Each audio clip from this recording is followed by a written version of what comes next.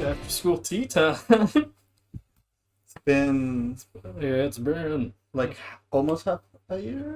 Like it feels like forever. Yeah, like whenever AC6 came out, maybe like 2 weeks or almost a month before that. Yeah. Yeah, because the last game we talked about was Final Fantasy 16. Yeah, that's right. Yeah, that's right. Yeah. Man, I think that just happens when games are just stacked back to back to back. Because like we had AC6. Well, it was Final Fantasy 16, AC6. You had Cyberpunk. Baldur's Gate came out. And I've just been playing Baldur's Gate. Yeah. So, like, yeah, it's just stacked. And then at the end of this year, I thought about doing Lords of the Fallen.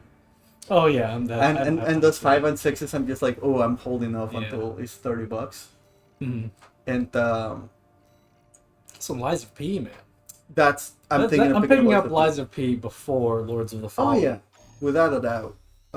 I've been seeing, like, gameplay of it, like, at least some boss fights. Mm-hmm.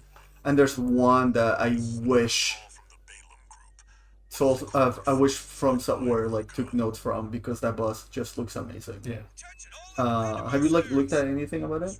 No, I'll hear like reading reviews and whatnot, and like, oh, it's more like Sekiro. There's more Sekiro elements into it. I'm like, yeah, man, I'm in. There's a boss that literally it just looks like a giant. It looks like one of those like knight guys from GotY, Ragnarok. Where they just have like the very heavy like shoulder tackle and the long swing that drags around, but it's lightning based, so it just drags like lightning, or there's like lightning strikes that like hit. Mm-hmm. And in the second form, you take they take like the whole armor, and it's just powder. Like, you know that movie Powder with the albino? I was gonna joke like, oh, the white guy. Yeah. It's just a white. Okay. It's just powder, but with a giant sword. I thought it was gonna become powder, like a Sandman type guy. That'd be cool, but a cloud. That'd be cool. I think a little too Eldritch for Lies of P, because Lies of P just goes more steampunk than Eldritch. Yeah, like all the robot slaves revolt and yeah. I dig it, but we're not talking about Lies of P. We're talking about Armored Core. Yeah, maybe a GOTY contender for sure. It was my GOTY until Baldur's. Yeah, I mean, depending on how I feel, it might still be my GOTY. Mm-hmm. But like getting a couple more endings of Phantom Liberty, it's like, but it's still. Because I still have it installed. I still go back and like dick around. Like, what if I do this with this build? And then, but yeah, AC6. I thought about doing like a little bit of AC6, and because like the only thing that's usually I don't care for achievements. I don't care for trophies. Mm-hmm. Like, I don't give a shit about that. I don't like that I don't have all the parts. Yeah, like in the back of my head, I'm just like, should have all the parts. And that's all the achievements of the game is. Do all the things, get all the things, and that's it, man. It's easy. I just like rank S and everything just does not appeal to me. Dual Zimmermans, dual stun deals. Well, didn't they nerf those? They're still powerful. They're still powerful. They're not completely broken, but they're still powerful. Okay, I can deal with that. But is this your first AC? No, I played the first one. Mm-hmm. One of the original series is one of the ones from the original line in PS1 days. Mm-hmm. I played 4 Answer, and then I didn't beat 4 Answer, so this is essentially like, and I barely remember the original AC, so this is it might as well be my first AC. See, literally, like the only thing I have is in my head is like, oh, Armored Core's the other series that they had aside from Tenchu, and I played a little bit of 4A, and that was it. Yeah. So yeah, I just came raw dogging Armored Core 6, and I love that game. It feels good to have a good mecha game. Yeah. No, just a good. Just not Armored Core, just a good mecha game. Because there has been a revival with Mech Warrior, but that's not my vibes, man. Mm-hmm. Like, I don't want that those simi elements. I don't want to get into like I love customizing a mech, but like, ooh, do my heat sinks offset my laser energy like I loved it as a kid when on Windows 95 when that was like one of the only games I had, but like that's a level where I'm not like into. And also, those feel like you're moving around in bipedal battle tanks that weigh like tons and tons of. But the fast pace of Armored Core, you can't beat that, man. Feels so good. Just not just the. It's not even the fast pace of it. It's just the weight of everything. Yeah. Like, it's fast paced because you went with a light build, but like I'm a sucker for heavy builds, and just being able to like, you hate it. I love just feeling like I'm just driving around like molasses, just floating around and just killing everything. It's like I'm gonna come and get you, and when I'm gonna come and get you, you're dead. There's just something about it. It just like tickles my brain so much. Like even quad legs, like I love quad legs. The wheelchair legs though. But yeah, okay. There's so much to talk about this game, but yeah, what kind of build did you lean towards? Since that's a whole thing. Just like the exciting part. Do you want to go straight to build, or do you want to go straight to like story? Yeah, story's simple. Let's go with story. It's simple to talk about before we get into the weeds. But have you ever read of anything about it, like being a PMC or mercenary? You're feeling on this one. Yeah, you're straight up feeling on this one. Your friends are for your friends until the next paycheck. Next paycheck can be your enemy. Next paycheck they could be your friends again, and then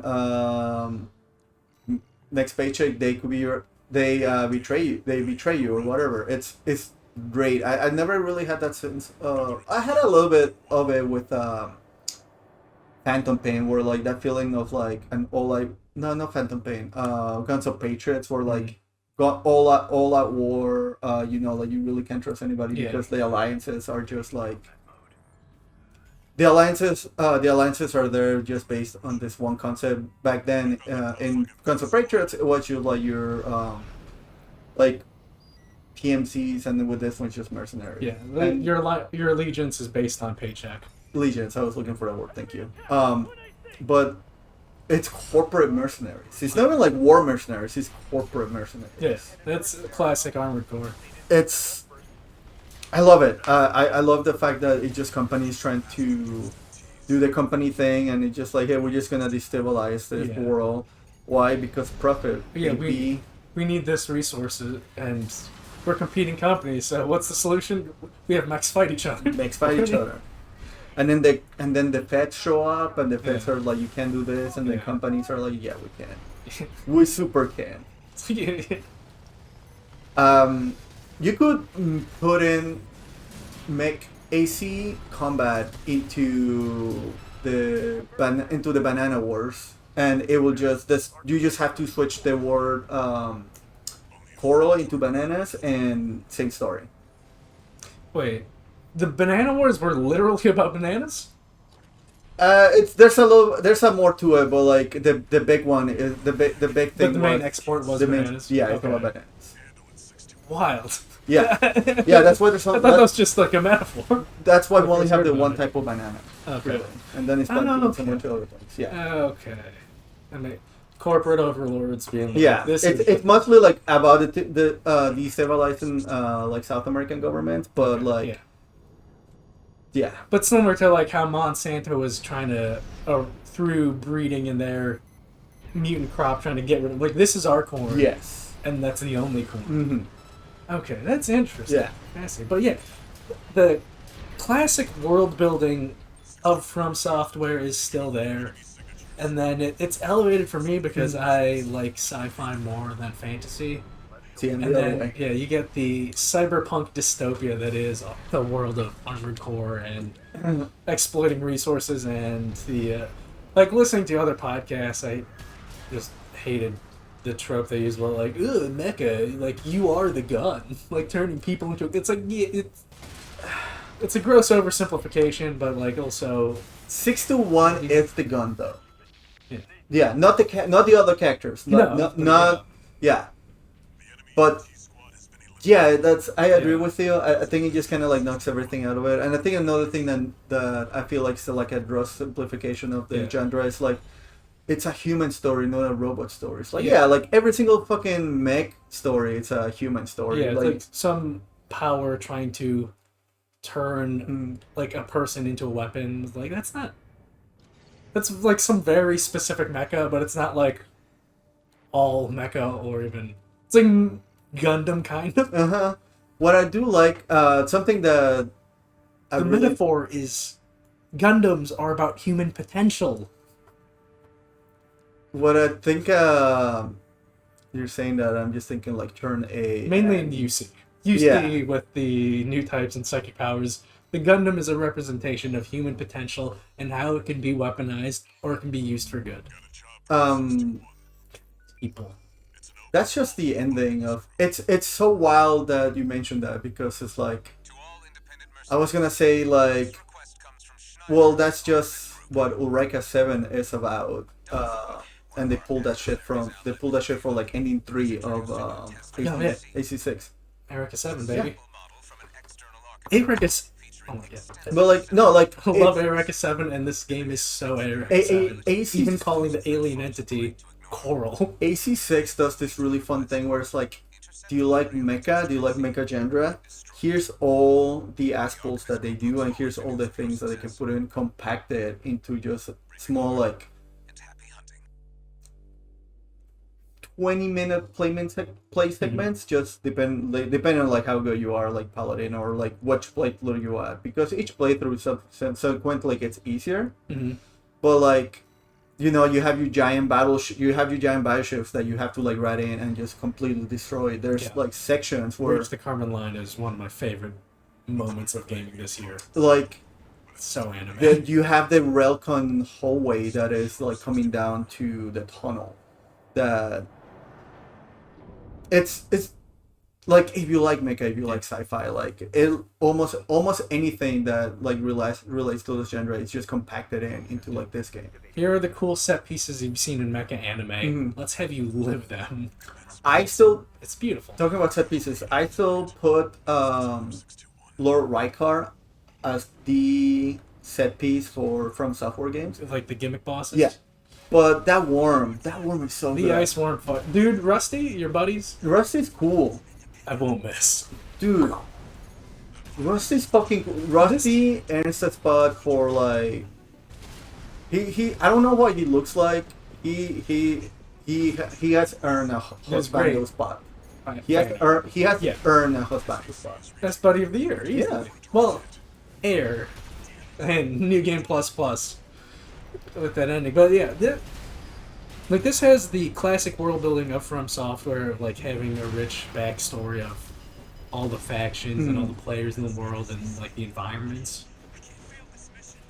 And again, with the sci-fi thing, this easily is my favorite FromSoftware story. Also because even though you don't see the characters, they're all just an emblem. And voice lines. They're emblem and voice line and robot sometimes. That has my favorite FromSoftware characters, hands easily. Mainly because you're interacting with them more than you are in a Souls game. But I love like how tropey they are. Just because like I have trouble.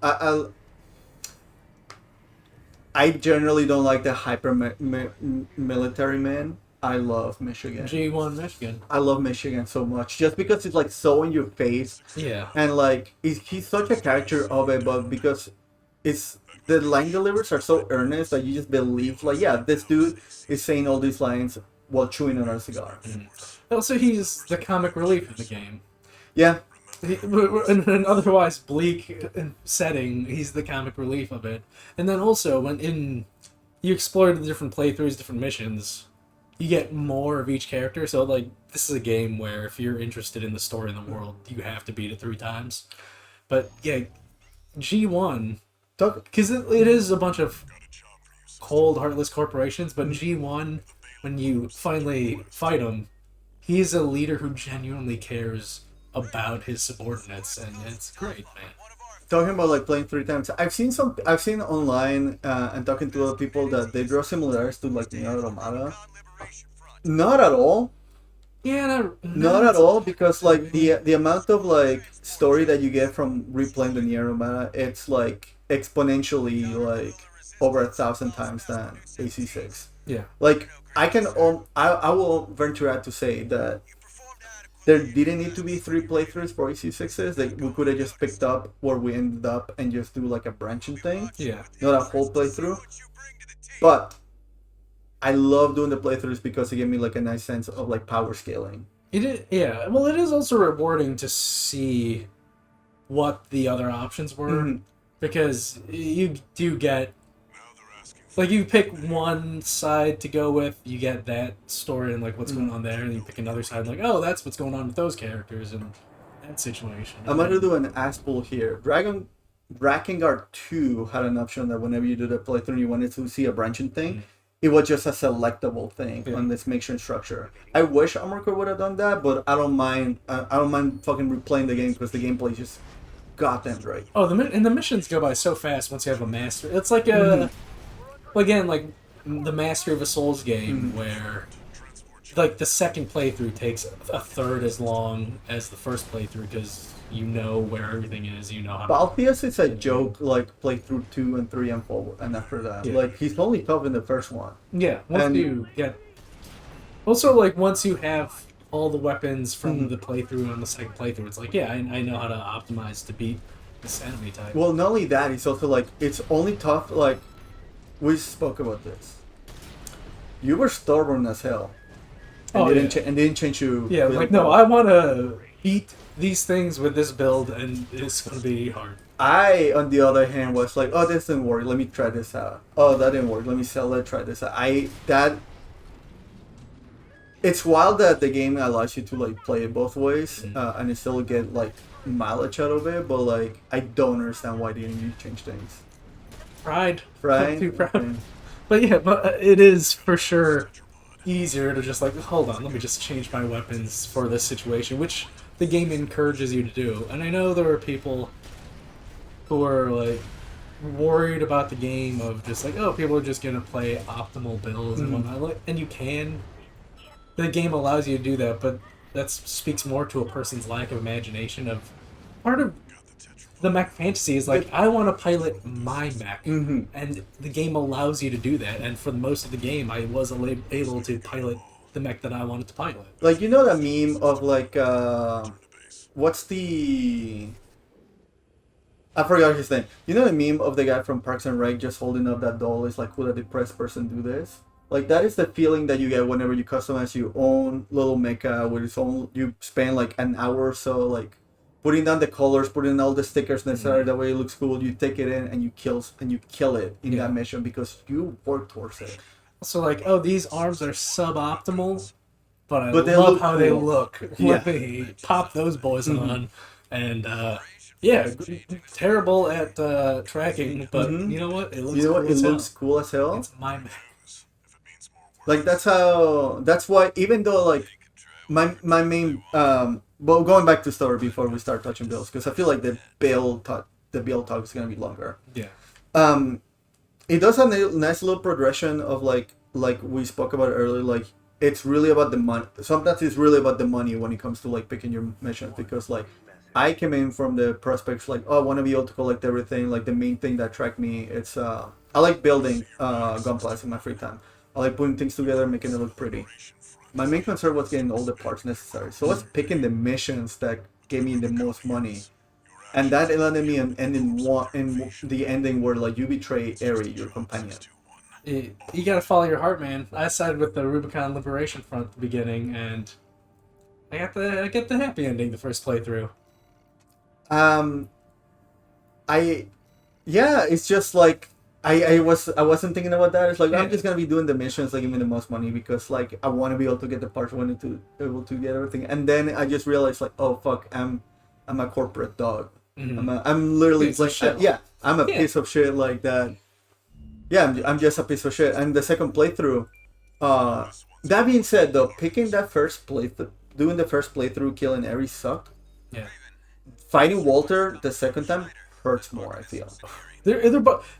It's something. It's like that grayness that's in the major choices in Phantom Liberty. It's like you're betraying someone. It's Yeah. like who do you want to betray? Like you like both people, but you're betraying somebody. Like to get to the if end. it comes out like, do you want to fight your girlfriend? Or do you want to fight your dad? Like that's really what it comes down to. And Walter, he turns out to be an okay dad. Yeah. And one of I very much like FromSoftware thing that is like, well, unless you read those little like logs that you get, and luckily the logs are like fairly short, so you can like put things together. It's not like the other ones where you need to connect all the pieces. And with that being a linear mission based game, you're able to get unfold more of it.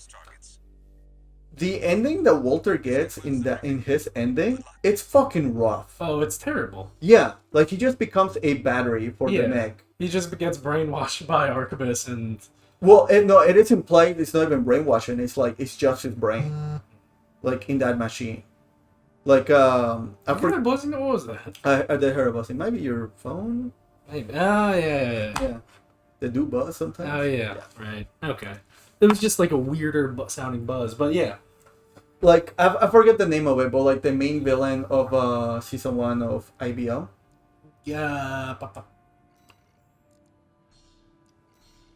Which villain? With the blue gun with the blue mobile suit, with the Vidar. Oh, you're talking about Ein? Yeah. Who's just a torso? Yes, that's what happens to Walter. But on top of that, he's like, the hoses are like hooked up to the brain as well, and as different as Ein is, like he wanted to do reconditioning. Like. Re-education. Re-education. The thing with Aine is like, like I'm gung-ho for this, I'm controlling this and this is what I want to do. Walter's like, I gotta do this and my mind is not mine. It's so fucked up. He's easier. He's with it. Yeah, he is the much easier fight. But yeah, it's like every ending is satisfying. I will say mechanically the third ending is the best one. Mechanically, the boss fight. I'm just talking strictly boss fight. I don't like phase 3 though. It's like the air fight where he'll just zip behind you, but like he has a wider attack. I like it just because it's the combination, and I think a huge chunk of it is because the build-up of the Bastard. Iguazu is Bastard of the Year. Yeah, he's such a petty little shit. Yeah, Iguazu is Bastard of the Year. But the build-up, because he's such a Bastard, I love it. That being said, the airy ending, I think, is my favorite one of them all. Yeah. Yeah. It's the happiest ending. You get to... Because we talk about Rusty, who's easily Buddy of the Year. Mm-hmm. He's such a great wingman. Yeah. And also genuinely nice. Genuinely nice. You have to fight him on certain occasions. He encompasses the gallant of the story, right? Like he's doing what he has to do, but like ultimately he's gonna do what he wants to do, and that is, he's a Rubiconian. He wants to fight for his world, so like he'll take like the shitty jobs, and and like him being a undercover agent in the corporation, where his dedication, where like if he's ordered to kill his allies in the Rubicon Liberation Front in order to get deeper in with the corporation, he'll do it. But it starts like the good to the regular people, and he's like one of the ones that you feel like, like my mission is bigger than that. Yeah. And he gets a fucking Gundam. He does. Like straight up a Gundam. One of my favorite moments of the year is when you see Rusty return in the storyline, either one as your wingman throughout like the whole mission in the air ending, or two to fight you in the Cinder car landing. That's cool, but for some reason the fight before that one, from him when he chases you and he fights you for the first time in the pit, that one hit me harder, and that's because of the line that he has like who are you fighting for? Who do you fight for? Like that line just completely like sets the whole character to me, and that hit me more than fighting him with Carla. Fighting Carla actually like it didn't hit me, but I'm just like, man, this fucking sucks. Yeah, that again. This is the year of betrayals, man. Yeah. Such great betrayals. Basically, the way that everything works, the way the endings work out is like anyone you want to light the flame. Walter ending is like, do you want to light the flame? Yeah. Ending Eri is like, it's just Eureka 7. And ending 3 is End of Evangelion. I thought it was more End of Evangelion for me. A little bit like a combination Eureka 7 and Evangelion. And the water, the ending on the water and with like massive colossus pieces sets up like End of Evangelion feelings. But basically what happens is that if you are a corporate bastard like I was, and you start like doing everything that helps the corporations, Eri, this like inside voice girlfriend, she feels living energy. Yeah, she's living energy. Yeah, like the coral, which is the energy people are trying to exploit. Turns out it's a sentient. She's just a live stream. Yeah. She's just a live stream from FF7, but with a voice. Yeah. And basically, corporations are trying to use it to exploit it and be able to use it as like a new source of energy that they're able to like rack up the price on it and blah blah blah blah, hyper capitalism, all that fun. If you do the corporate ending, she ends up feeling betrayed for everything that you did because like she herself is a. It's not really a corporate ending though, because teaming with Cinder Carla, you're also because the corporations are trying to save the coral. The Fires of Rubicon ending, or Fires of Raven ending, you're trying to burn the coral to... You're trying to commit genocide in order to save humanity, potentially. Yeah. Go figure, look at the time. Look at the times that we're living in, and... Yeah. Anyways. But yeah, basically what you're trying to do is just, you're destroying this mass of energy that's also like a life form, so you are committing genocide in order to make sure that energy doesn't get used for evil or to exploit other planets, and you completely get rid of it. And because of that, Ares like, you want to kill my people, which so like I feel betrayed, I gotta take you down, which hits like a gut punch. Yeah. If you do the Eri ending where you just there's this liberation front that just trying to make the Rubicon, which is a planet you're on, its own thing. They don't want to be exploited. They don't want to be fucked over by the corporations or anything like that. You're trying to shut down the corporations and Cinder Carla's faction, who are trying to destroy the coral. You team up with them, and then you team up with Eri because you have a sense of like what the coral actually is. It's actually people at one point. Are aliens people? They're aliens people? No, we shoot aliens. We shoot aliens. I grew up with Independence Day. Welcome to Earth, Bop. See, you're either an E.T. alien fanatic or Independence Day alien fanatic. No, you kill all aliens. I'm E.T. Even though he freaked me out growing up. Just giant prostate probing finger. Yeah. Get out of here. You get to get low down there and everything. Anyways. But yeah, corporations are like, no, fuck you. We want this resource. We're gonna use it, and they basically kill your dad and make you fight your dad. And then ending 3, it's fight AI. Yeah, you fight AI. Basically, throughout the whole game, there's this AI that just kind of be like, hey, we're for the mercenaries. Like, you guys have it like really tough out there. We're for you guys, and they've just been collecting data this whole time. And then they're acting on their own because they want to do their own thing. What would you say they're trying to do? It's to assist pilots and mankind. And it is, though. Its endgame is for the improvement of mankind. I read it like they just want to create... The AI, All Mine, basically, is just creating this outer heaven where, like, hey, pilots, just... At the end of the day, like, this is the thing that we focus on, and we want to make sure they live nice, extended lives. hopefully happy lives. And so we're just gonna be taking data from every single like mission that you go on. That way we can just make That everyone goes on. it just goes on and on. You guys feel useful or whatever. And then Iguazu shows up, and it's like, no, fuck you. I'm gonna take this huge gun. Something about that last fight that I love so much is that he uses 2C spiders to fight you with. Yeah, like mechanically speaking, I love that fight. Phase 3, though, story-wise, it's about the triumph of the human spirit. Yeah. Because even though he's merged with AI, his hunger for wanting to be better than you is able to override the AI. That's all it's all about, man. Just about people. It's a game about people and our choices and being active participants in the world around us. It does pose the question, what if Char was Virgil? Who's Char in AC6? Rusty easily. He's a nice guy. Yeah, but like that's what I'm saying. Like, so Well, he is infiltrating an organization in order to execute his revenge yes, on the corporations. yes.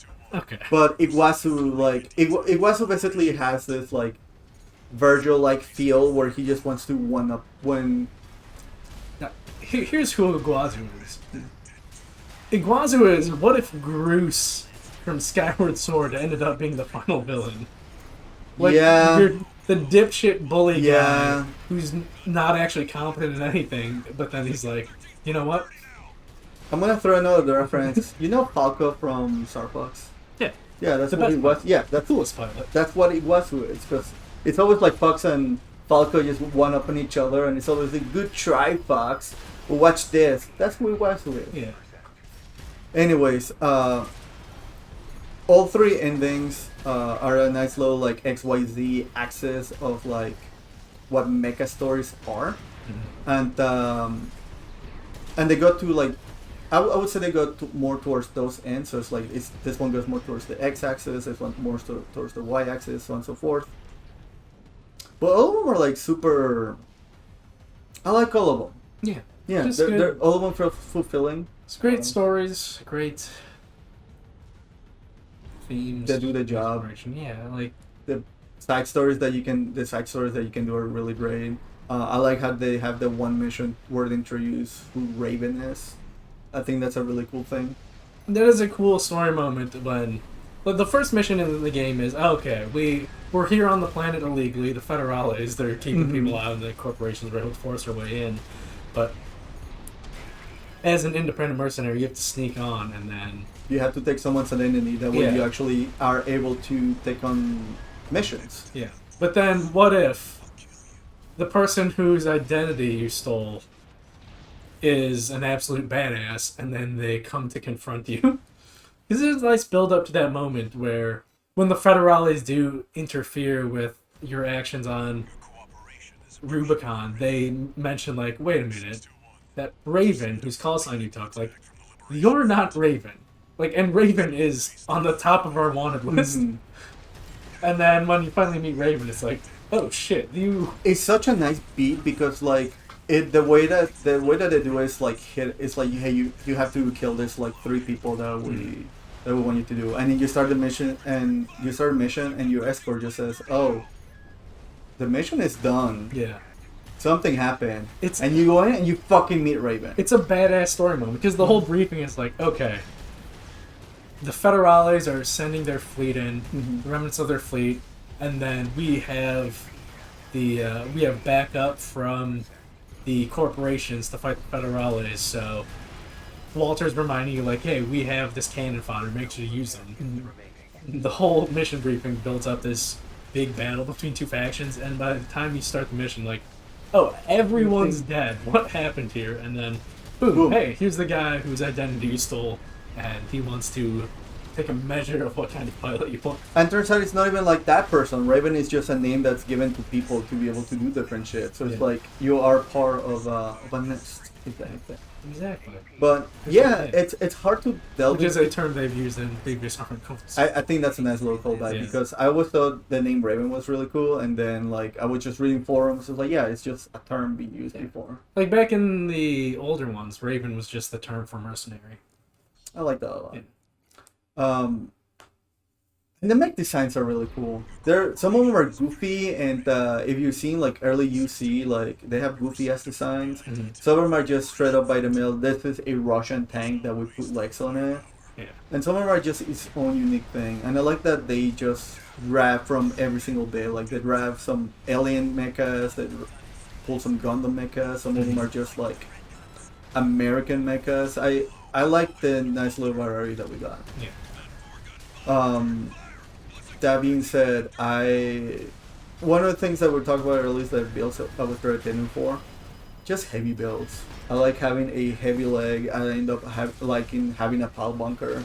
As soon as I unlock the pal bunker, I never left my left hand at all. That stayed on me until like I started doing S runs of like, oh, this I need. You need I need something quicker. I need something quicker.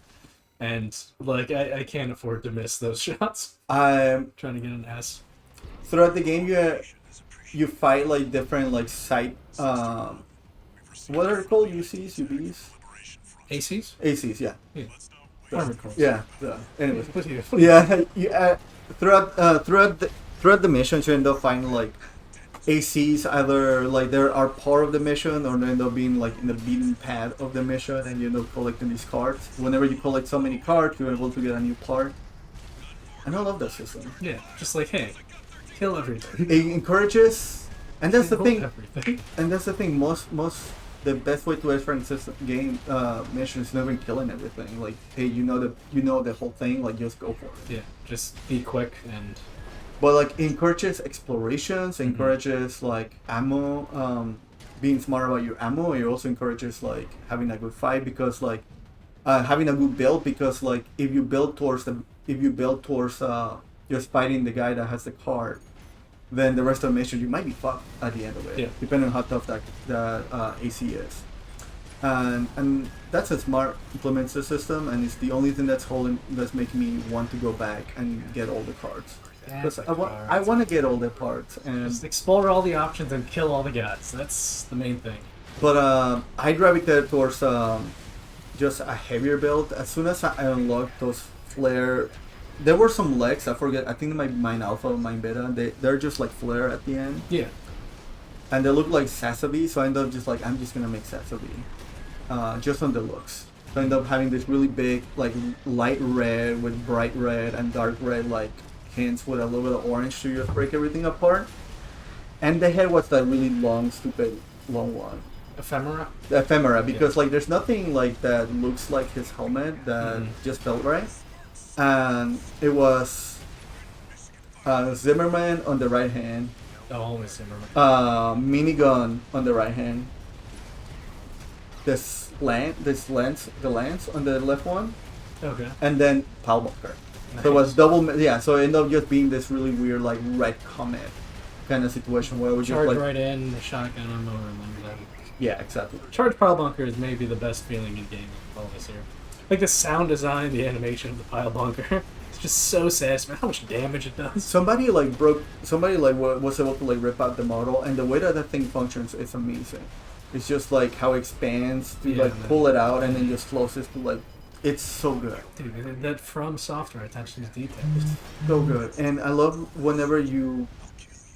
and I love the fact that the amount of damage that you do and like how it slows down. Whenever you finish a fight, like a mission fight, it slows down and you finish it with a pal bunker. It's the most satisfying thing ever. You have the fist up there and the needle sticking out into the enemy. Beautiful explosion. But what build do you end up like going for or driving towards for? Because you carry the one build, right? Throughout your first playthrough? Pretty much. Like, of course, you have to change it up for certain situations, but pretty much like medium build, medium to light build, shotgun, right hand, rifle, left hand, missiles on the right shoulder, pile bunker on the left shoulder. It's the jack of all. I like a jack of all trades build. So and also that's how I made my units in my main character units in front mission. Just like okay, just shotgun right hand, rifle left hand, and then I'm a sucker for a specific like this is the one thing that you do. So I end up making like 4 or 5 different builds, and all of them are like for specific things, and I love being able to like this kind of mission, I'm feeling, I care more about like getting this thing done, so I will do the speed still deal that put to the side. That way I can just get it out on quick as soon as possible, and then it's like this is gonna be a 1-on-5 fight, like let me get my melee guy kind of deal. And end up just like mixing and matching as many things, and I would just pull in like so many inspirations from different things. Like of course, like I made Eva Unit 1, like I just had to, but like I end up towards my third playthrough, I end up making this like Talgis with the Moonlight Greatsword. Also, the fact that they're able to add the Moonlight Greatsword to a mecha game is just well, it's been in every Armored Core. Maybe not the first one, but this is my first Armored Core, so like I knew they were gonna add it. I just didn't know what shape it was gonna take, and the fact that you have to find it in a swamp full of bone wheel skeletons. Yeah, those wheels are swamps, but yeah, it's great how it's pretty much how they had it in Demon Souls, where with the slugs, where it's right there, and then the slugs are completely encircling it, but these slugs are easier to deal with. Yeah, the slugs are significantly easier to deal with, whereas these are FromSoftware bone skeletons, but more heavily armored, and they fire missiles. They have dumbass resistances too. But once you figure out, like, oh, they're weak to explosives, it's just like, if I have a bazooka, I just destroy them. Yeah, which is a great thing about this game of it forcing you into different like part variety in order to solve a solution. Whereas I played Daemon X Machina earlier this year, just like, oh, I don't need to change my build ever throughout this entire game except for the last fight because it's a bullet sponge and I need a sword as a backup because I keep running out of ammo during the fight when there's only like that's hilarious 15% health left. Like no matter what situation, I'm like, I'm alright, what if I add this extra ammo attachment and then try these different weapons? Like, nope, still running out of ammo. Like, okay. Something that I really like about AC is that I'm not a long range kind of guy. I'm barely a mid range kind of guy. I usually go like, oh, if I can be in your face and doing melee, I'm gonna do that. The melee is so satisfying in this. Yeah. Like, I didn't thought I was gonna like the laser knife. I fucking love the laser knife. Laser knife is so good. So fun. Also, just being a weaker, quicker dagger, just the idea of a knife, you just get in there and slice them up. How short its cooldown time is compared to the rest of the melee weapons. They want you to use that. They want you to use it not in whenever you stagger something. Yeah. Like, the thing with melee is like you almost always want to be using it once they're staggered. That way you can get the nice, juicy, like fat HP from them. But the laser knife is like, oh, I'm just gonna go in, pat, shoot. They want you to use that as one of your main tools, just because I have a build like that. I pretty much use the Steel Haze blueprint, which is Rusty's mech, and then like, all right, let's make some adjustments. Add the dagger on there, so give it a Zimmerman. So like, I constantly have to be in something's face in order to do damage. One of the things I really end up enjoying from, because I stole a little bit of Steel Haze like print. I just like made it look a little bit more to like my aesthetics that I like. I end up having like those Viento guns, like the ones that just shoot a needle. Oh yeah. I end up having those and the plasma cannons, and it just felt so good, like just hitting and just taking stuff down, just having to use all 4 shoulder buttons. It's super satisfying, and aesthetically it looks great because like I love asymmetry, but having like symmetrical like dual cannons in the back just looks fucking cool. Yeah. So, do you go for this? I feel like this is a dumb question to you, but like, do you go for aesthetics or do you go for like getting the job done? This game has let me do both. So the Aesthetically, I love the Javelin Beta, which is the missile launcher. That the missile fires to the side of you and just kind of circles around the enemy, then ignites. Where on paper, it's a shitty missile. Like if you're in any interior, it's just gonna veer off and hit a wall. But the way you use it as crowd control, because it has like a streak, and if you know, like if you're fighting it, you know, like, oh, that's going to ignite and do a shit ton of stagger damage to me, so I can't stand to that point. So it's just good for controlling space, which I always had equipped in case, like, what if I fight another armored for this mission? So it's great for that, and then, because they could, like, oh, they dodge one attack, but then, like, there's the explosion that's circling around the battlefield. And then I have, like, the rifle in the left hand for just poking at range and also to just deal with the scrubs. Then the shotgun, which is the main gun, for getting in close and, like, doing a lot of damage and stagger damage. And then once they're staggered, switch out the pile bunker. And one thing I end up not liking for a little bit is, like, why wouldn't you use a shotgun?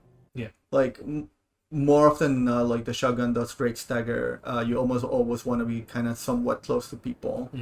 And the rounds are, like, decent enough. They try to, like, balance it out by the cooldown or the reload time being slightly longer, but you can just, once you unlock the weapon rack, like, you can just swap that thing out to another shotgun and just use that. But I end up doing, like, a rifle build, and I end up really liking the rifle. I end up just, like I said, for my third playthrough, I ended up just making, like, Talgis, Talgis adjacent, and I had the Moonlight Greatsword, and then I switched to the Coral one. But like a rifle, and I had the funnels, the ones that look like the new Gundam funnels. The energy orbits or the No, it actually orbits. It's not the funnels. It just looks like the new Gundam funnels, but they're missile launchers. Oh, they have like a dumb name like Soup or something like that. Yeah, Soup, because all of they're like it's Cinder Carlo's build, and all of they're named after food like appetizer or soup. I really like that. I like that also. The great person that the thing is with like the FromSoftware thing, you don't see these characters, but they convey a lot about the character through the mech that they use and how they fight in combat, and just like through the radio chatter. One of the tidbits that I really enjoyed is, like, I believe one of the parts is like something 1 2 3 4 5. If you read the description, it says, like, yeah, it sounds like they named this thing when they were drunk. Yeah, it's like, it looks like the naming of this weapon was done while inebriated. And those little, like, tidbits that I just add so much personality to the characters. It's like, one of the guys you fight in the arena just straight up says, like, yeah, he doesn't care about, like, anything. What he cares about is, like, getting the best piece of equipment as soon as it comes out. Like, he thinks your money is his, and he'll use it whenever. Like, he believes, like, death is not a real thing, and he'll just get whatever, like, he wants. And then you read every single description of every single one of them, and it just adds so much personality to these robots. Yeah. But it's not really a robot that you're fighting. You're fighting a person inside of it. Fighting the robot.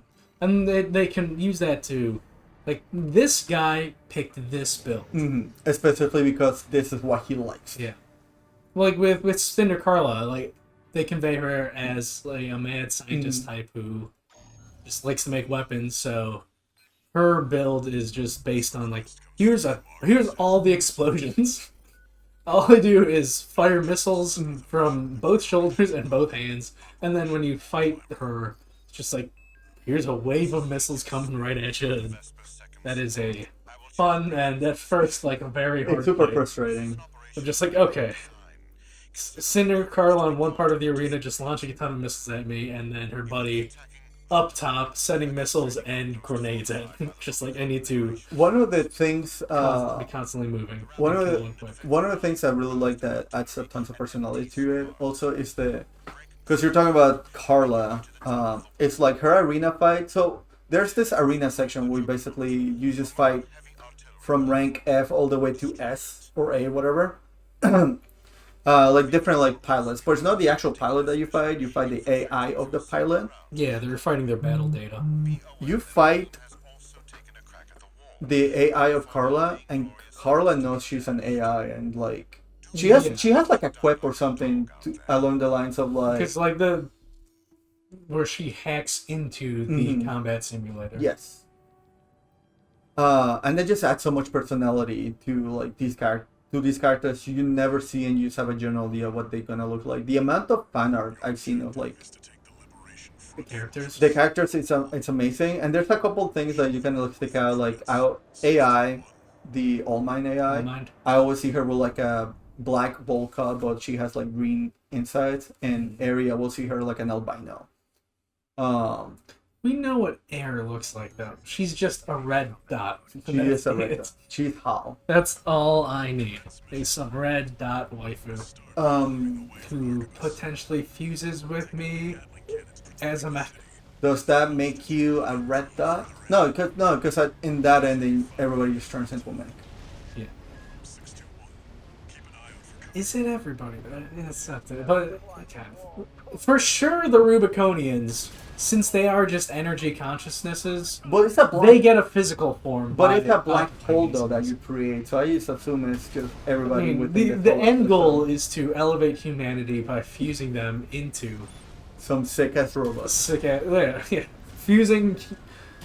All Mine's just trying to help. The AI is just trying to help by killing off humanity as it is. Because the pilots are a fusion of coral technology and humanity, and they are better than... They're more human than human. So Air's just trying to turn all people into mech pilots. One thing I really did like, it's like, you play 6-1, which is... That is... FromSoftware does this thing where, like, you're not like Paul the bearer, you're not Paul the spear or anything like that. You're bearer of the curse. Yeah. Ashen one. You're just a number. Yeah. You're 6-1, and then throughout the mission you end up finding somebody that used to work with Walter. It's like, what happened to this number, and this number, and it just kind of hits you like, oh, you're just a thing. Mm-hmm. Yeah. They just pop you out of the freezer and they just put you into it's the like thing. the story trailer before the game came out. It's like... Which you see nothing of, by the way, in the game. I was expecting to see like something alluding to that. I was expecting that was actually be one of the endings. Oh, here's the thing.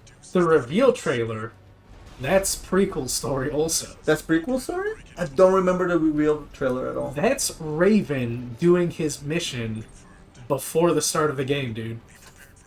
Yeah. I need to see that again. Yeah.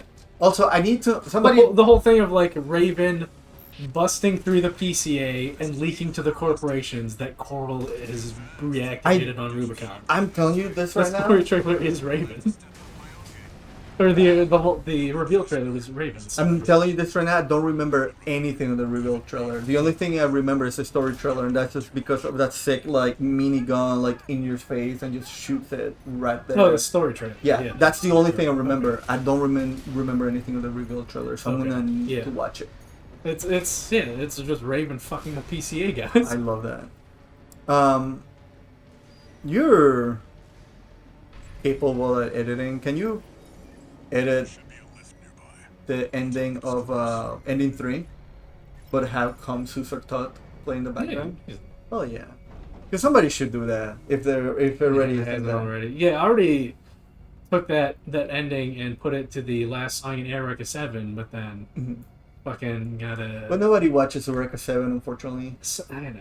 Yeah, it's a shame that it's so good.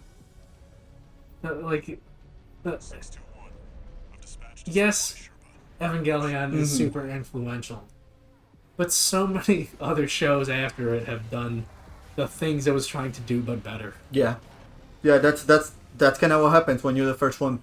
People should only improve. There's no always an improvement. Also, I got Rafaction vibes from that ending. Which one? I always fuck up the pronunciation. Rafaction. Razafon? Yeah. Yeah. Kind of. It's just like the new role ending imagery that like hit me. Yeah. I know it should have been Eureka, but Rafaction hit me first for some reason, and then it's probably all the Aztec and Mayan like iconography in that thing. You see Black Panther 2 yet? Nope. Don't intend to. It's so Mexican. But sea, they're in the sea. See Mexicans. But I probably once I'm done, because I've been like elbow deep on Baldur's Gate. Probably once I'm done with my first playthrough Baldur's Gate, I might play some AC just so I can like revisit, look at my robots, and try to get all the parts. But like, that game was gonna be my game of the year. Yeah. It has a fantastic like world. It has a fantastic world. The characters are super fun, or the characters are not fun, or what they should be. Like It's a lot of personality. You like, V2 Snail, him just being like such a corporate shithead.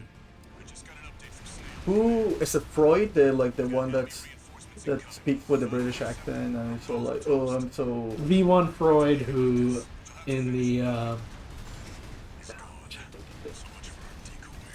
I think is the it's the Fires of Raven ending. yeah, because you fight him, right? Not Chopper. No. Chatty. Yeah. Yes. Who's an unaugmented human, story-wise. The best pilot. Which is a nice little mecha trope that they throw in there. I like he just I just was fighting Frasier. Just the way that the cadence and the way that he talked, it just made me think of Frasier. So it just made me think of like Mecha Pilot Frasier, which I really enjoy. But there's just something to be said about like. I think you're thinking of V2 Snail. Probably. Yeah.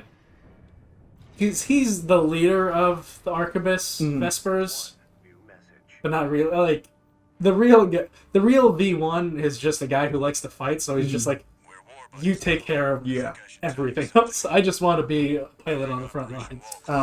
So yeah, he is whomever has the pompous British accent. Yeah, it just made me think of Frasier. Who you fight in the Fires of or the Rubicon Liberation ending. But upgrades his mech and he still destroys his ass. There's something to be said about like these characters have so much personality and they have no faces. Yeah. It's like the storytelling in Ace Combat. The two Bandai Namco AC franchises, Ace Combat, Armored Core. All this story done through mission briefings and just radio chatter, and then they still convey so much personality. Because there's the other details of like their radio chatter conveying personality, the machine they're using in combat, and how they use that machine also conveying personality. The emblems are really cool too. Yeah. They just kind of like convey what the character it's about. And also just a little bit of her backstory. Like I believe there's an emblem where like it's just like a pair of like fraternal twins inside of the womb, and he just kind of talks about like how he was a fraternal twin and he took her or something along the lines. But like the aesthetics of the game are great, and something that Elden Ring, every single character in Elden Ring, their personality are just kind of like one thing, but you kind of can guess what that personality is based on their design. Yes. And just like you said, like these characters have no design to them; they're just voices. So like those personalities have to hit. And I don't know how to. I don't know. I'm trying to say in the smartest way possible that I can that I fucking love the characters in AC6 because. They're not necessarily. I don't know if they're well written. I think not because they're well written, but because they're well acted. Yes, the voice acting is also great. Yes, like because they have to be. Yeah. Because there's no other way for the characters to express themselves. Because we don't know what they look like. That's what I've been trying to say for the past 5 minutes. It's like just the cadence, just how they say things, their specific like. Inflictions that they give to things because they have to. There's no other way. I also do like that every single character that you fight, you can just get their pieces. Yeah. that's just a good feeling to have in general. Like even down to the like the last boss, you can get all the pieces. Probably just at a smaller scale. Not. Probably not all mine. You can't get the air in all mine Rex, but everything else. You can get. I thought that's what you get when you fight. No, you can get Walters, but not those two. Oh, okay. Yeah. Oh, that's disappointing. Yeah. Oh, one thing I didn't talk about story-wise is like being able to finally fight with Eri. Is like one of the best. I think it's one of the better moments. It's my favorite moment Yeah, of this year. Honestly, yeah. just through 3 playthroughs, you have this companion character, and then earlier when you're doing the arena combat where you're fighting simulations, Air has this. Like one of the fights is you fight Air in an armored core, and she's like, "Hey, let's try. There's this available data here. Let's try this simulation out." And then you're fighting Air, and then like a chapter or 2 later, it pays off in the final mission when during phase 2, Mm-hmm. Air remotes into an armored core and flies in to back you up. Because All Mind and Iguazu are trying to fight you 3-on-1, so like Air's like, you know what? Yeah. I got you. You're back. One of the things I also like close out is like, hey, ultimately this is kind of what I want for everybody. Yeah. It's. I don't like. I know I'm blanking a lot, but that's just because like, well, A, I'm hungry, and B, I'm like, there's so many like subtle moments and subtle like story beats that just kind of like be fit and they tell the story so well through gameplay, and that's one of them. It's like, hey, like ultimately, like the goal that Eri has is being able to create this kind of world, and she's the first time that you kind of see it. Mm-hmm. At least in my head, that's kind of like how I got it as. Yeah, I was watching this, like, because there, like any FromSoftware game, there's a bunch of guys making Content for. like, oh, this ending, blah, blah, blah. And this one dumbass I watched, he's like, if Air could just hack into one of the PCA satellite cannons, why didn't you do that in the Rubicon Liberation Front ending to just shoot down the battleship? It's like, she had you idiot. Yeah. The whole point is that she had you and knew she could rely on you to, like, reach the same end. Whereas the one where you're going up against her, she has to explore all options of just like, oh, let me explore what I can do, and I can do that. Mm-hmm. Just like, no. You miss the whole point of the companionship angle of it. Like, we can do things together as a team. I feel like Cinema Sin ruined a whole generation. And I've said this before, it's like, just use... Yeah, it's just... I don't know, like, I don't want to go into, like, a rant about, like, media literacy or anything. Go like into that. it, man, because there's a lot... It's very annoying, because there's... My thing where I hate about criticism of just people looking at things only thematically, Mm-hmm. which is like a huge thing nowadays, which it wasn't like when I was in college in the 2000s, but like then afterwards, just all these YouTube videos of just and reviews of just like looking at things only thematically. Like, but what about the character and the story and their journey, what they went through, and what is that conveying, and how are you connecting with that? But it's like, no, it's One of the or things... they go into a piece of media looking for themes. That's just like, just watch the thing and let your thought process happen rather than like, okay, what do I need to look out for? Like, what are they trying to convey? Christopher Nolan's a fascist. Okay, that's what I'm going to write my piece about. Like, come on. Tristan Nolan just fucked up a whole, like, set of movies with his sound design. And I love that thing. I hate it. I can't do it. Because, like, it's about, again, the overall experience of... Fucking Dunkirk is great. I'm just like, no, you're not supposed to... What the dickheads are saying while they're ducking for cover isn't what's important. It's like seeing their fear and just how overwhelming the whole experience is, and then just carrying that forwards in, you know. Other things, like... My problem with it is that style is... With Oppenheimer, like, no, these are quiet.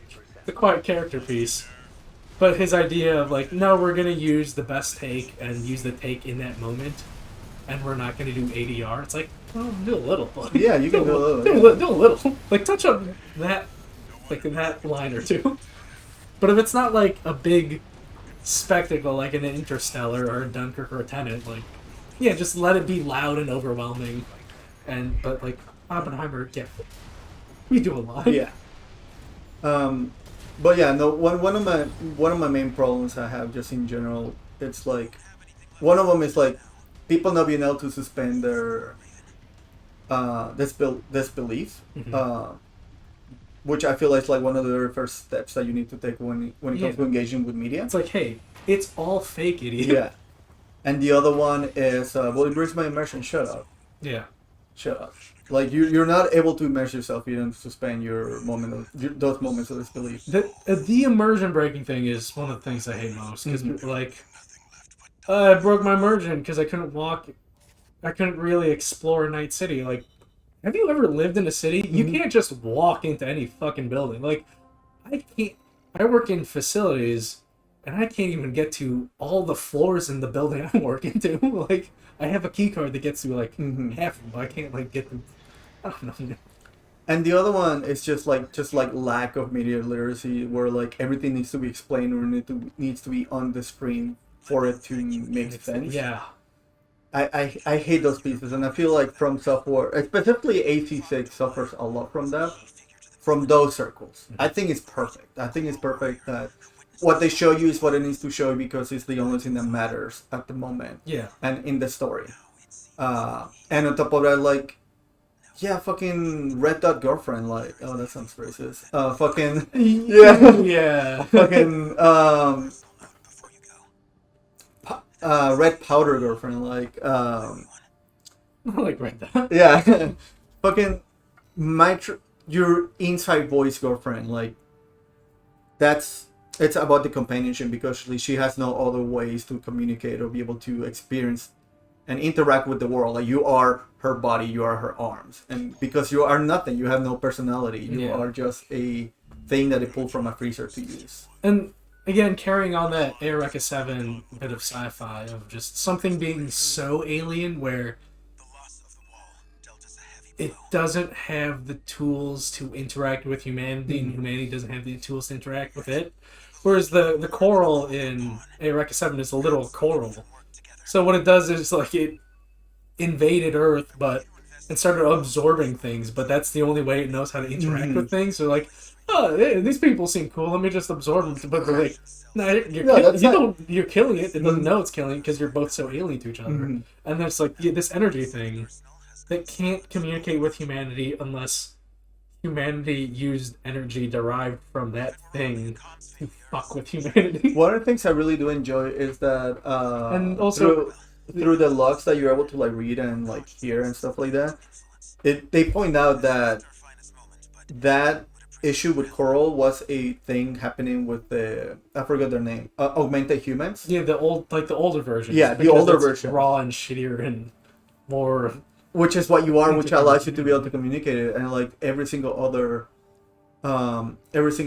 for it, like the companies were like, this is not necessary towards our end, so we're gonna be taking that out. Yeah, it's like these people are hearing voices, like we don't do that. I really enjoyed it, and I also really enjoy the religious take on the coral.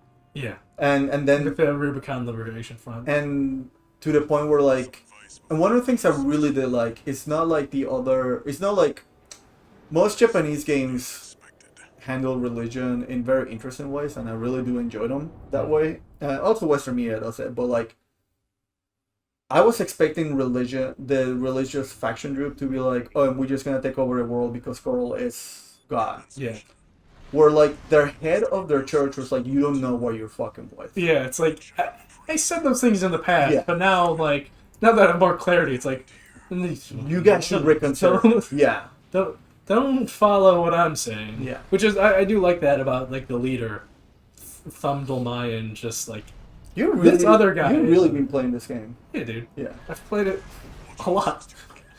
Because I don't remember any of the names. I've just been spinning them out like crazy. Thumdel Mayan, I forget Index.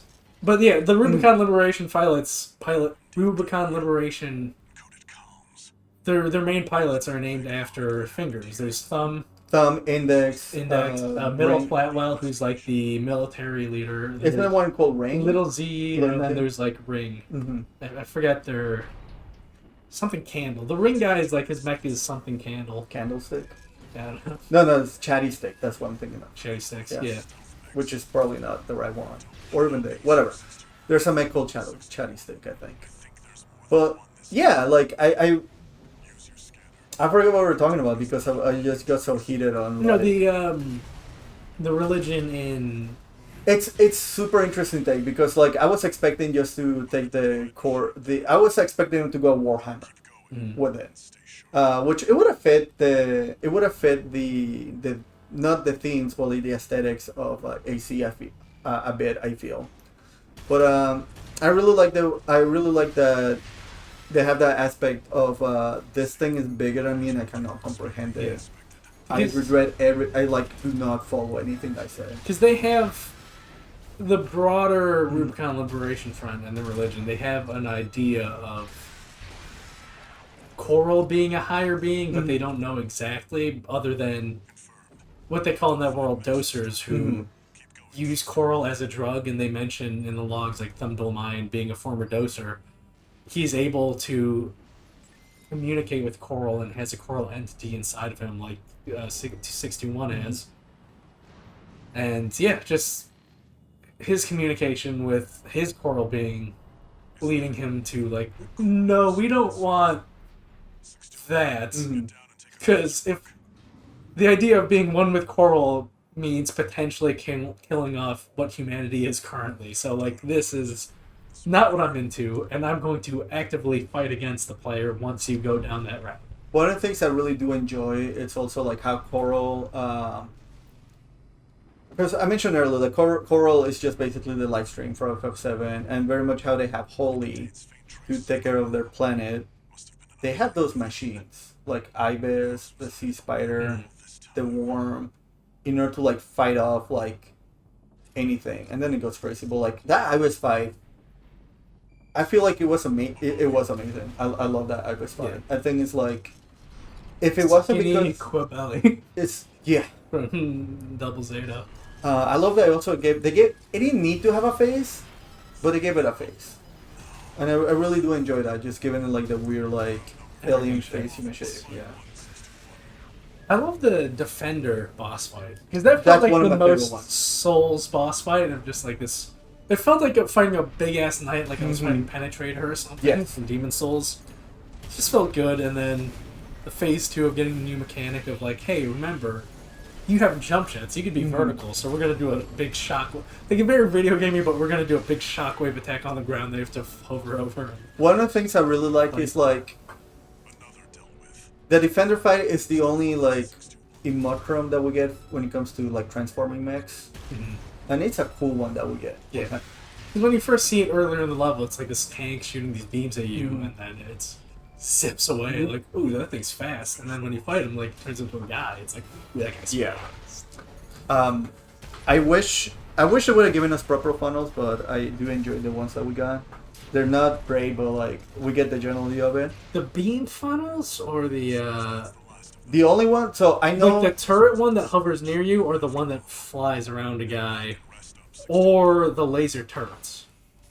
The one, which orbits are you talking? The ones they want to use, it looks like a Pringle scan, and you unload it, and then it releases like 3 the or turrets? 6. Yeah. It releases like 3 or 6 like little things that you shoot lasers. Yeah. I wish we had proper funnels because I would like to try to trade aerial, like Gundam aerial in it, but I like what we have. Yeah, they have the other one where they go to an enemy and just shoot lasers, but that's boring. That thing is not good against the faster enemies because like you have to wait for the things to fly out and then they'll shoot their beam, and with how fast things get in the latter half of the game, it's like they already moved away. They do a ton of damage, but like you have to like plan it right. Okay, I stunned them, and then that seems like, oh, they're staggered. Let me pop the thing. One thing I do enjoy design wise of the mechs is that weird, stupid tank one that you have to fight. It's Oh, the cataphract, yes. where it is like a It's just a tank with a guy in front of it. It's just a guy in front of The it. control mechanism is a shitty what they call MTs, muscle tracers, which is the generic mech. So it's a muscle tracer just attached to a larger tank body.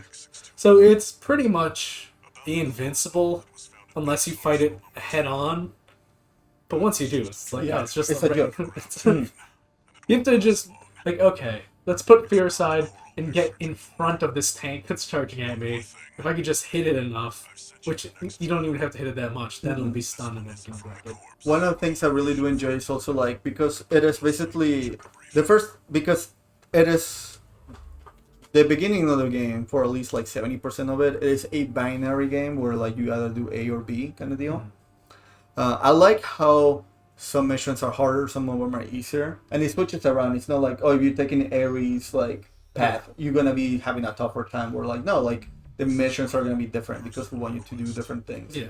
And one thing that they got right, there's only one escort mission. Yeah. Yeah, that is one thing that they got right. The escort missions suck, and they know it, and there's just You get the one, and he sucks. The only time he really sucks is like if you want to get everything on it. But like, as for one that doesn't get for S ranking things, like I'm pretty sad. It's pretty easy to rank, but it's great because with the slower pace of that mission.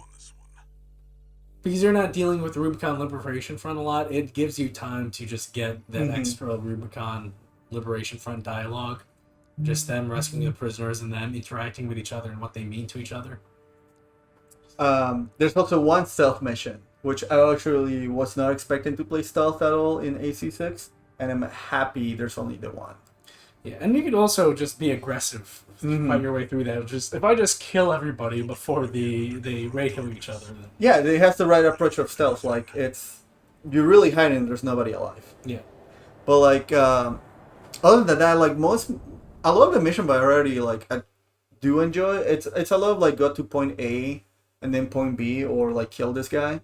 But because the variety, because the missions don't feel old to me because like I just switch my guy around and I get a different experience and I have an easier time dealing with different things based on my mission. Like fighting smart cleaner with a quad leg is such a joke and it's so fun.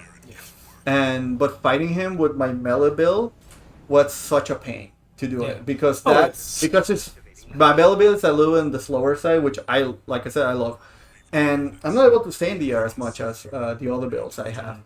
But it felt so rewarding once it falls down and you're able to hit it on the face. It's great. Like, just the way that you have to approach missions and the way that you can approach missions.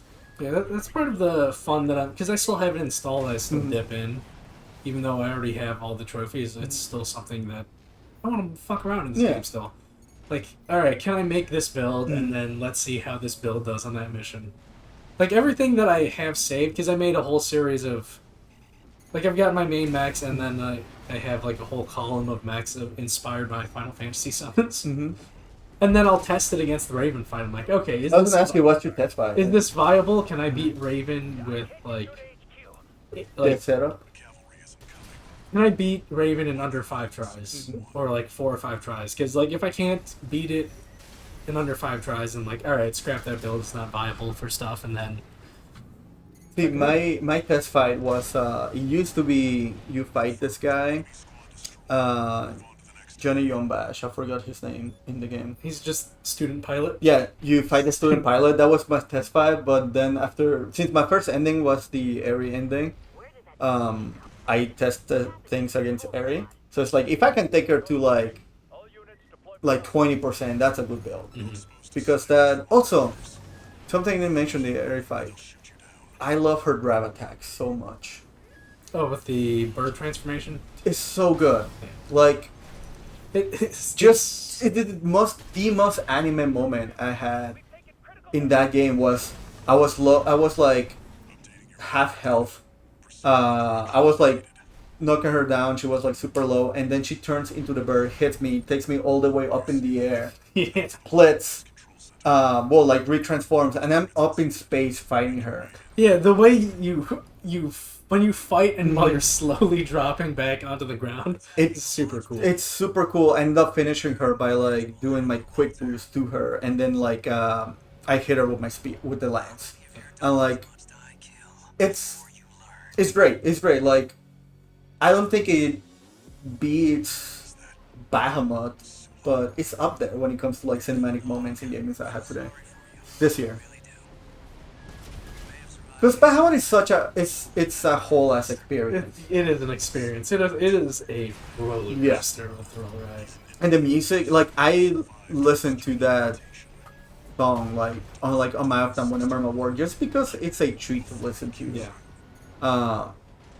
But yeah, like that fight with Ares, I mean, it's not only does it hit hard, it's also like super cinematic, which I truly do enjoy.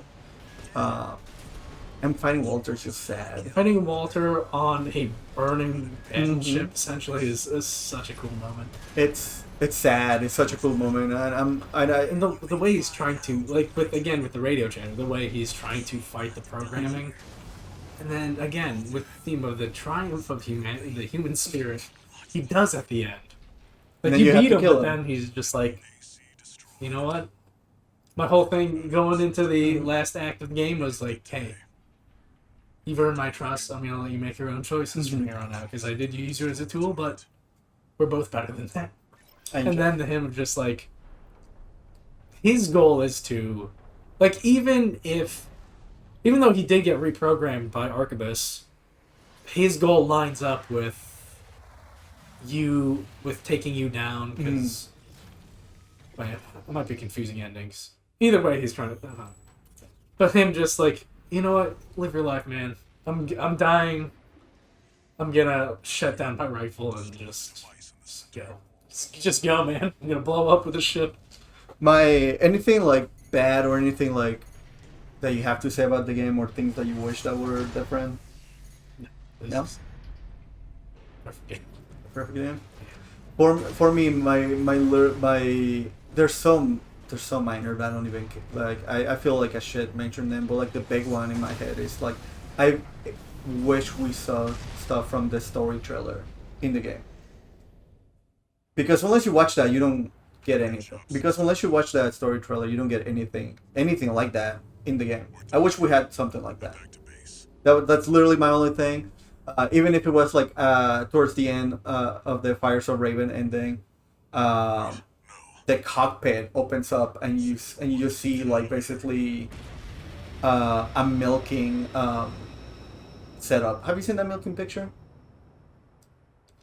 Like a milking video? Yeah. I know. Okay, I'll see if I can find it later. But like, yeah, basically like I would have liked the Fires of Raven ending happens and then goes to black and then opens up and then you just cockpit opens and you see like 621 all fucked up, just how he actually looks like, and you hear like a flat line. Then you hear like a flat line. Like you would have just liked something to show like what 621 was, but no face. I don't want to see a face. I don't want a personality or anything like that. Just body, because no, 621 is a gun. 621 is a gun. That's so stupid. All cyberpunk tropes. It's this corporations try to turn you into a gun. Yeah. But yeah, that's literally my only complaint on the game. I wish we had gotten a little bit of the story trailer in this somehow, some way. But no, it is. If it wasn't because Baldur's Gate, and I think because I have bigger problems with Baldur's Gate, it makes me appreciate all the right things I do to it. But like AC6, it's like my second, like number 2 when it comes to Game of the Year. Oh, easily. Yeah. Easily. It's no. It was gonna be number 1 if I didn't like picked up Boulders. Yeah. Until it got like a second ending for Phantom Liberty, it was still number 1, and then like, you know, this is tugging at. This is destroying me emotionally. You know, I'm like, I gotta inch this up, man. It's good betrayals all year. Year of the Betrayal. Year of Betrayal, man. Just It's funny you mention that because I did encounter a betrayal in Baldur's Gate 2, so yeah. Did you betray a party member, or? I got tricked. No. Am I gonna spoil? No. Basically, what happens? I'm not gonna play it. Okay, cool. I gotta beat Divinity Original Sin. One of the characters that is in your party, which I love, is Will. He's a warlock. He's basically like he's the blade of the frontier. So he's like a master swordsman, and he has like high tales of what he's able to do and has been able to accomplish. He's only been able to do it. He's only been able to do it because he made a pact with the devil, and the devil just has him wrapped around his like finger. In Act 3, you have a chance to. The devil comes up and gives you an option. It's like, hey, you can actually break your pact, and you're completely. You don't have to fuck with me. Your soul is yours, again. But your father's trapped, and he's gonna die. I'm not gonna tell you where he is. Or you can forfeit your soul, be part of the contract for eternity, and then she's gonna allow you to rescue your dad and help you rescue your dad. I was like, well, because I like to explore, and I was able to find where his dad was before I encountered that. So I was like, okay, cool. Like, I'm gonna have my cake and eat it too. So I'm gonna break my pact and I'm gonna rescue my dad. It is an underwater mission, and this area where they have him hold up blows up, and you have 6 turns to break him away from there, because otherwise you're gonna drown. Mm-hmm. When you break him out of his prison, the devil shows up, and it's like, oh hey, like, I'm a devil, and I told you I wasn't gonna fuck with you because you broke my compact, but I can't directly kill him, so I'm gonna summon these spiders that explode. And they just fucking explode after he takes his turn. So there's.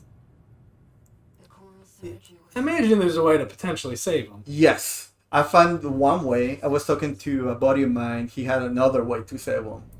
He threw a potion of invincibility to him. Like straight up, like, death throw, hit him for 1 HP, because it's a throw, you hit him with something. Mm-hmm. The bottle breaks, and he turns invisible, and the spiders can't find him. Nice. What I did, I had my cleric cast Sanctuary on him, and Sanctuary, you get nobody can hurt you as long as you're not hurting others. And because he's an NPC that's not gonna do anything, I just put Sanctuary on him. Nice. But I had to redo the whole fight. But yeah, Betrayal, fucking, I love that. And right now, the main thing I'm doing in the game is like, I'm trying to fight these 2 evil guys, making sure they don't betray each other. And one of the characters in the game, I'm pretty sure is gonna betray me, and I'm gonna make sure that doesn't happen. But yeah, Year of Betrayal. Year of Betrayal, man. Either betray Idris Elba or a Korean lady.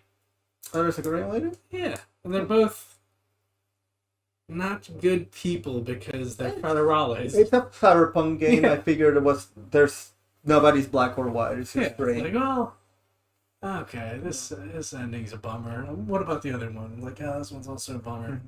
But then, like, you get, again, like with the New Game Plus and the 2 different endings. Is there a New Game Plus for the whole game or just Cyber Liberty?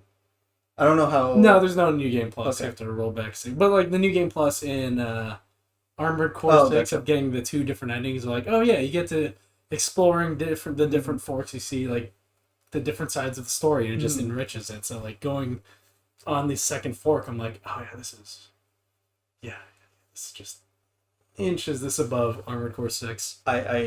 Yeah. I'm really excited to play Cyberpunk whenever I have some time to delve into it, just because the time, man. It's the time. I loved my second playthrough, and I just really need to finish the story, and I think I'll just do it with my main save file. But like, one thing I had to ask you, I really like Sphere Hunter, the YouTuber, and I know she's in the game. Is she like pivotal, or is she just like a side character? I'm like an NPC. I haven't. Okay. You know the girl I ran into somebody who had a familiar voice, but I couldn't remember who it was. You know the girl from the music video, for the Cyberpunk music video made by the Russian guy? No. Yeah, you do. You showed it to me even. Well, Zuzi plays her sister. Okay. Yeah. Yeah, it's in this world of Cyberpunk 2077, and she has like a black bowl cut, and she has like little like cybernetic things on her face. I'll pull it up, and you're like, oh yeah, this one. Yeah.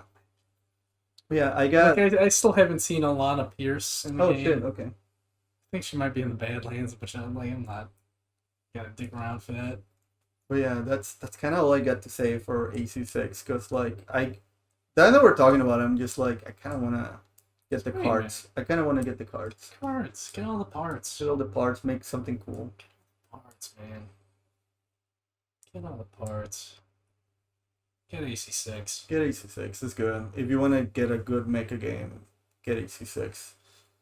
Might be my second favorite FromSoftware game after Sekiro. I still put Bloodborne. No, it's between for me Bloodborne and AC6. I love Sekiro, but like mechs are so cool. And the way, just the premise of customizing mechs in a garage, it's so much more of an accessible way to explore builds than a Souls game of just, alright, I gotta use this rare resource to respec or start a new character, and then to go through, I need to beat the game, and I'll start at square one. I'm just like, no, you have mission select, man. No, you know what's the best bit about approaching builds? It's the fact that you can just upload them and get them. It's like, here's my build. Do you have all the parts? No. Well, do you have them available, but you need to buy them? It's like, yeah, cool. Here's how much it's gonna cost. And then you just download automatically buy the parts, and then it builds it. Just let the players play. And the fact that you can just have different save slots and just have them around. And if you sold a part, but like the parts available and you have the money, it's like, hey, we'll cost you this much money to like get your build back up again. You want to do it? It's like, yes. I love that so much. Like, I was just complaining that I spent almost 2 hours atomizing and respecing my guys in Baldur's Gate. Like, I love the fact that that's just a press of the button in AC6, and then I'm able to approach a build differently or play somebody else's build. I love that so much. Yeah. Okay, now for serious, I have nothing else to say about AC6. I love you, Sheriff Drummond.